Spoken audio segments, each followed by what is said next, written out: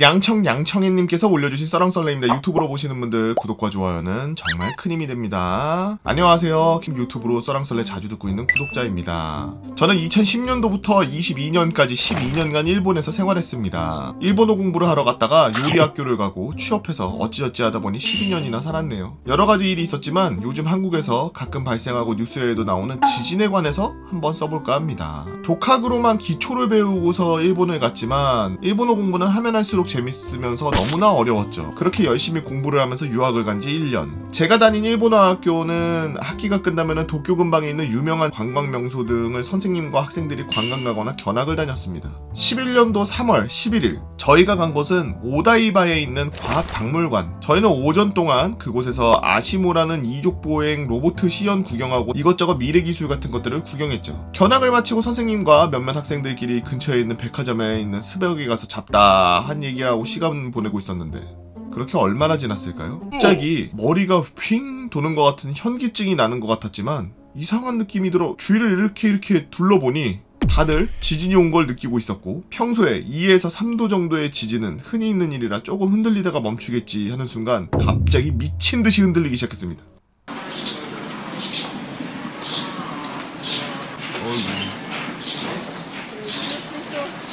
저희는 너나 할 것 없이 탁자 밑으로 들어가서 흔들림이 멈추길 기다렸죠. 옆에 있던 누나는 얼마나 무서웠는지 울기 시작했고 다독여주며 주변을 봤는데 진열장이 막 넘어지고 유리창이 깨지기 시작했고 난장판이 시작되었습니다. 흔들림이 멈추고 저희는 눈치를 보면 탁자 밖으로 나갔는데 여기저기 출구를 향해 뛰는 사람들 그리고 안내하는 사람들이 보였습니다. 직원들이 너나 할 것 없이 손님을 향해 이쪽으로 오세요! 라고 외치고 있었고 저희들도 챙겨가며 출구를 향했죠. 이렇게 안내를 받아 밖으로 나가니 여기저기에서 나온 사람들이 주차장에 한데 모여 있었습니다. 한숨 고르는 저희는 일단 역으로 가자는 생각으로 역으로 걸어갔죠. 여러분들 혹시 아스팔트가 물결 치는 걸 본 적이 있으신가요? 저희가 도로 옆 인도를 걷는데 뭔가 걷는 게 이상하다는 느낌이 들어서 주변을 보니 아스팔트가 울렁울렁 하면서 차들이 계속 흔들리고 있었습니다.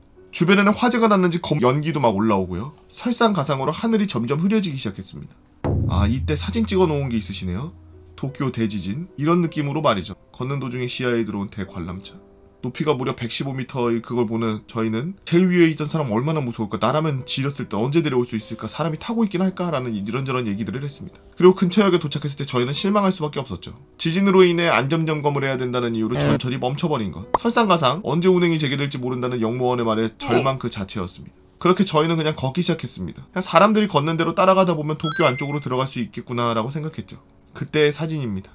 아, 교통이 마비돼 버리는구나. 강제로 걸어야 되네. 그리고 여러분들 액상화라는 걸 들어본 적이 있으신가요? 지진이 일어났을 때 딱딱한 집안이 물이 들어가서 늪처럼 변하는 현상인데 주로 매립지에서 많이 나타나는 현상인데 오다이바가 바로 매립지입니다. 길 중간중간에 바리케이트를 치고 안전요원이 서서 피해가라고 안내해주고 있었습니다. 이런 것들이 액상화된 바닥이죠. 그 와중에 걸려온 여자친구의 괜찮냐는 전화. 당시 여자친구가 일본인이어서 부모님하고 같이 살고 있었고 혼자 사는 제가 걱정돼서 무슨 일이 있다면 집으로 오라는 연락이었죠. 하지만 여자친구는 출장으로 사이타마에 가 있던 상황. 저희 귀가는 당연히 불가능했고 집에 연락해뒀으니 걱정 말라는 소리에 너무나도 고마웠습니다.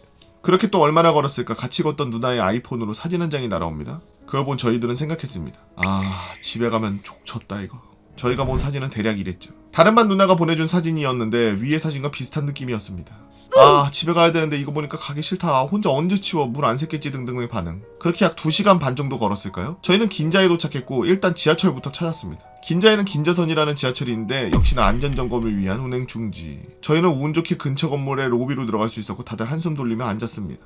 얼마나 지났을까요? 배가 고파진 저희들은 편의점에 가봤지만 술 빼고는 남아있는 게 없더라고요. 근데 그 와중에 남아있는 희망, 바로 신라면. 그 당시 한국 식품이 그렇게 대중적이지 않아서 매운 걸 못 먹는 일본 사람들 플러스 라면을 생으로 먹어도 된다는 인식이 없었던 터라 신라면만은 남아있더라고요. 개꿀. 그리고 신기했던 것 중 하나가 사진처럼 헬멧을 쓰고 다니는 사람들이 있었다는 겁니다. 회사에 구비되어 있는 건지 구매한 건지는 알 수 없지만 신기했어요. 그렇게 얼마나 기다렸을까요? 다행히 긴자선이 움직이기 시작했고 전 집에서 제일 가까운 역으로 가서 약 40분을 걸어서 집에 도착할 수 있었습니다. 문을 열기 전에 너무나 떨렸어요. 아까 본 사진들이 눈앞에 막 아른거렸거든요. 다 박살난 이거. 그렇게 떨리는 마음을 안고 짜잔 아무 일 없던 것처럼 깨끗했습니다. 제가 살던 곳은 나름 신축의 철골 구조가 튼튼했고 내진석이 같은 게 돼 있었나 보네요. 나중에 뉴스 등등에서 들은 바로는 이날 자전거 판매율이 미쳤었다고 하더라고요. 지하철이 움직이질 않으니 택시 버스를 타려는 사람들이 줄이 너무 길어서 이럴 바엔 자전거다! 라고 하면서 다들 자전거를 사서 움직였다고. 자료에 따르면 이날 귀가 못한 사람이 도쿄에서만 353만 명이었다고 합니다. 이날 도쿄의 진도는 5강.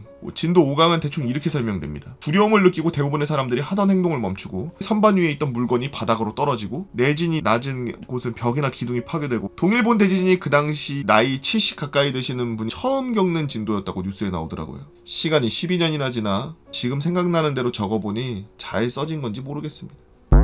간단하게 생각하시면 되는 게 지진은 두 가지로 분류되는데 이제 지진이 일어나면 제일 처음 가장 빠르게 전달되는 진파가 P파예요. 엄청 빠르게 충격이 생기자마자 꽝 하자마자 쫙 하고 지표면으로 올라와서 지표면을 흔드는. 근데 그렇게 강하진 않아. 빠른 대신에 강하진 않아. 그래서 P파가 오면은 갑자기 집에 있는데 건물이 흔들 이런다? 그러면은 이게 P파예요. 이러면 나가야 돼. 나가거나 막 이렇게 막 덜덜덜덜 떨려 막 이러면은 지진이 오기 전조 증상인 거야. 더 큰 게 올 거라는 전조 증상이야. 그래서 보통 1, 2분 안에 밖으로 나갈 수 없는 곳이라면 책상 밑으로 들어가야 돼요. 1, 2분 안에 밖으로 당장이라도 나갈 수 있으면은 빨리 밖으로 나가야 돼요. 그리고 밖으로 나가되 빌딩이나 이런 데에서는 유리창이 깨져서 공중에서 깨진 유리가 머리 위에 고드름 꽂히듯이 꽂힐 수가 있으니까 머리를 잘 보호하고 그런 게 깨지고 떨어져도 다치지 않을 만한 곳으로 피해서 잘 보호하는 넓은 공터 같은 데가 좋겠죠. 학교 같은 그런 데 가서 있어야 돼요. 그러다 보면은 시간이 조금 지나서 몇 분 뒤에 이제 S파가 오는데 S파는 P파가 진폭이 짧은 대신에 엄청 빠르다고 하면 S파는 진동폭이 위아래로 엄청 커요. 대신 느려. 그래서 P파가 먼저 도착하고 그 다음에 S파가 느리게 몇 분 뒤에 도착하는 거예요. S파가 오면 지금 이 친구가 말한 것처럼 S파가 왔을 때 밖에 나가 있던 거야. P파가 막 와서 다다다다다다 떨리고 이랬을 때 다 나가세요! 이랬잖아. 이게 뭐냐? 2차 S파가 올 걸 예상한 거지. 그래서 다 나가세요. 그래서 나가 있다가 집으로 이제 가려고 전철을 타려고 걸어가는 도중에 혹시 아스팔트가 울렁거리는 걸 보신 적 있나요? 라고 말하잖아요. 그게 S파 때문에 그런 거예요. 그래서 S파가 오면 땅이 이렇게 위아래로 이렇게 울렁울렁 이런다고. 그리고 더 무서운 건 뭐냐 하면은 그 정도로 지진이 오면은 여진이 계속 와요. 그 다음 2차, 3차, 4차. 이게 결국에는 뭐냐면은 지각끼리 이렇게 붙어 있다가 서로가 서로를 막 밀어내다가 한쪽이 지는데 그냥 자연스럽게 아유 내가 질게 이러고서 요렇게 내려가는 정도가 아니라 서로 힘으로 막 이렇게 하고 있다가 이렇게 되는 거거든. 이게 지진이야. 아씨 까졌어. 막 이렇게 하고 막 이렇게 서로 밀고 있다가 마치 손 이거 치는 거 이것처럼 탁 하는 그 순간의 찰나에 모든 에너지가 서로 막 밀고 있던 그 에너지가 폭발하듯이 빵 하면서 지표까지 전달되는 게 그 지진이거든. 그러다 보니 이게 이만큼 들어갔다는 건 이 이후에 얘가 빨려 들어가면서 뒤에 걸리는 것도 두둑 그러면서 같이 빨려 들어가면서 계속 여진이 생길 수 있다라는 그런 시츄에이션이니까 지진이 한번 났다 그러면은 그 하루 정도는 계속 여진이 있다고 보면 돼요. 우리나라도 지진 안전지대가 아니라는 말이 많죠. 저는 모르겠어요. 저는 약간 음모론적 플러스 약간 공산당을 싫어해서 그런지 모르겠는데 왜 괜히 막 더욱이 막 대종시인데 근처에서 지진 났다 그러면은 괜히 땅굴 판 거 아니야 이 새끼들 막 이런 생각 들고 강화도 밑에서 막 뭐 지진이 났다 강화도 밑쪽으로 해가지고 해안가 쪽으로 해서 들어오려는 땅굴 파고 있는 거 아니야 막 이런 생각하고 맨날 뭐 지진 안 일어날 것 같은데 그 막 자꾸 지진 막 그렇게 나니까 그 땅굴 파다가 무너지거나 아니면 땅굴 파는데 앞에 암벽만 나니까 다이너마이트 같은 걸로 터트렸는데 그런 게 그 위에서 지진으로 인식되는 게 아닌가 이런 생각도 가끔 하고 실제로도 그럴 수 있고 땅굴 발견된 것만 뭐 몇 개인데 수백 개가 아마 땅굴이 지금 그 우리나라 북쪽 그쪽에 막 다 연결돼 있을 텐데 그리고 전에 그때 우리나라도 포항 있는데 그쪽에서 지진 엄청 크게 났었잖아요. 뉴스에 나왔었는데 완전히 그게 밝혀진 건지는 모르겠습니다만 그 옆에 이제 지열발전소를 지었는데 땅이 뜨거워지는 데가 있어요. 그러니까 깊이까지 들어가야 되겠죠. 거기까지 관을 파이프로 연결해서 물을 집어넣어서 물이 뜨거운 지점을 만나면 그러니까 땅 속에 열이 있으니까 그 열로 갖다가 이제 끓는 증기를 모아서 그 증기로 갖다 터빈을 돌려서 발전을 하는 그걸 만들었는데 원래 넣어야 되는 물 양보다 훨씬 많은 양을 한 번에 집어넣어서 그게 기화되면서 지진을 일으켰다라고 보는 시각들이 있더라고요. 예. 그래서 그 지진이 일어났을 때 2번 확인을 했는데 2번 다 정확히 그 물 쏘고 얼마 안 돼서 지진이 일어나고 그 다음에 물 한 번 더 쏘고 그리고 또 지진이 일어나고 그 다음에 물을 안 쏘니까 지진이 안 일어났다. 결국에는 인간이 만들어낸 지진이었다라는 얘기도 있더라고요. 여러분들은 어떤 재미난 이야기나 여러분들만 알고 있는 이야기들이 있나요? 여러분들의 이야기들 네이버 카페 개보고 팬다모라 개팬다로 오셔서 써랑썰레 게시판에다가 글 남겨주시면 유튜브로 작업해서 지금처럼 업로드하도록 하겠습니다. 유튜브로 보시는 분들 구독과 좋아요는 많은 도움이 됩니다. 부탁드리고요. 오늘도 해외에서 열심히 일하시느라 고생이 많으십니다. 모두들.